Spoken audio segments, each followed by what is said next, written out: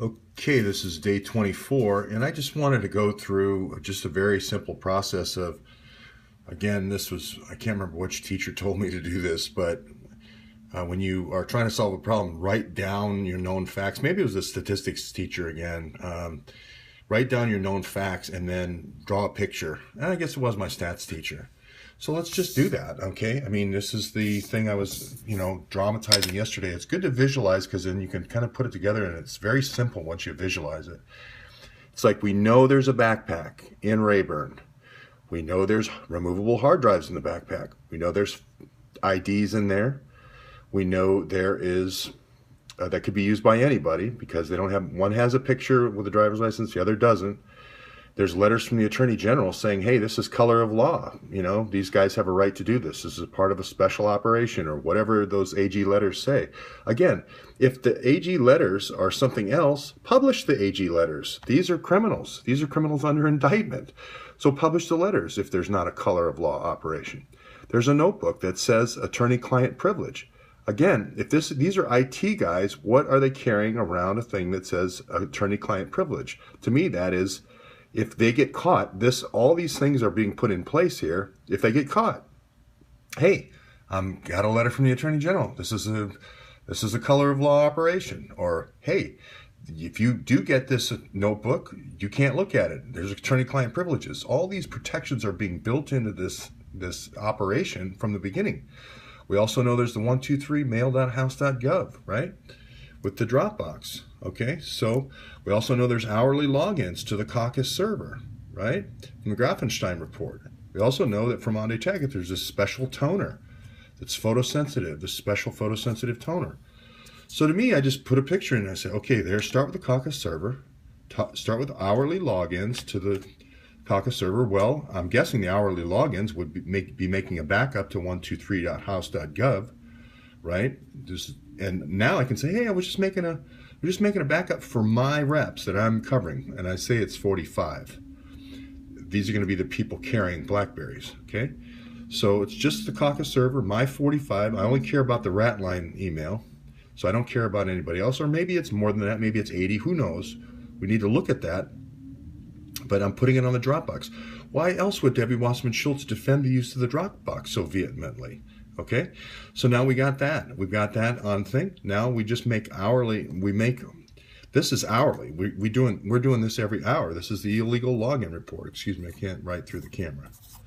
Okay, these are the logins. Okay, this is the hourly logins.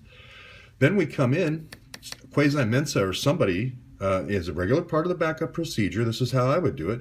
Makes an extra copy just to be safe. We got an offsite.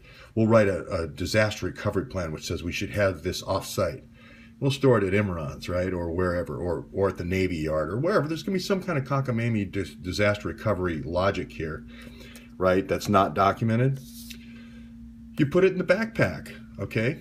Whoever the administrator is, I don't know if it's Quasi-Mensa or not, but he's in that building, so I would guess it would be the person closest to the Rayburn office that's putting it in this backpack.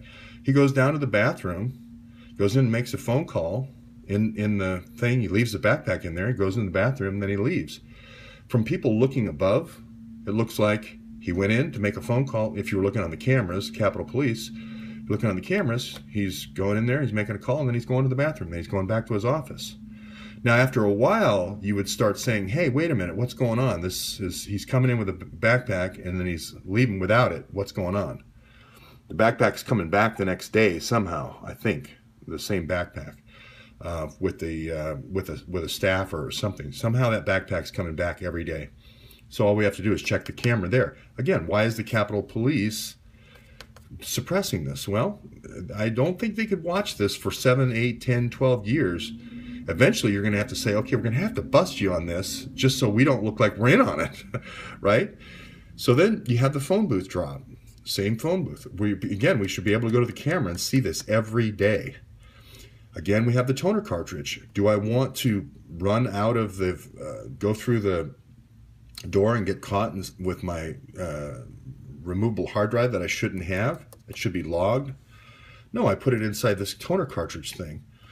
Do I go through X-ray, or is any of this stuff ever checked? No, can't check this stuff with X-ray because it's this special photosensitive toner, right? Photosensitive toner. I also think there's going to be papers in this backpack every day of what is actually physically on that, because I've been in IT and stuff can go wrong, and there's going to be a hard copy accounting with this special photosensitive paper. This is going to be like your onion skin, you know, special secret decoder paper, I think, that SEIU uses. SEIU uses this in all their crime operations in Brooklyn. That's the only reason I say that. I don't know how else to say it other than SEIU crime operations use this in Brooklyn, so I would guess it would be used here since Hillary's running this.